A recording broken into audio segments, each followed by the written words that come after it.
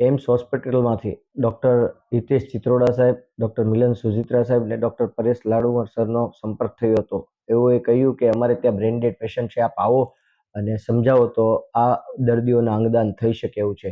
અમે અમારી ટીમના founder member PM Gondaliya, doctor Nilesh Kachhadiya અને સૌ ટીમ પહોંચી હતી. પરિવારજનોને મળતા કાચા પરિવારના 55 વર્ષીય મનુભાઈ જયરામભાઈ કાચા અને બીજા કિસ્સાના ઈલાબેન મનહરભાઈ પ્રજાપતિ, જેઓ 45 વર્ષીય છે, તેઓના પરિવારજનોને મળ્યા હતા. તેઓએ અંગદાન માટેની સંમતિ આપી હતી. અંગદાનની સંમતિ આપતા જ અમે સોટો નોટોમાં રજીસ્ટ્રેશન પ્રક્રિયા શરૂ કરી હતી અને આ બંને દર્દીઓના થકી કુલ 8 લોકોને નવજીવન મળ્યું છે. બંને દર્દીઓની એક કિડની, એક લીવર અને બંને ચક્ષુઓનું દાન મળ્યું છે.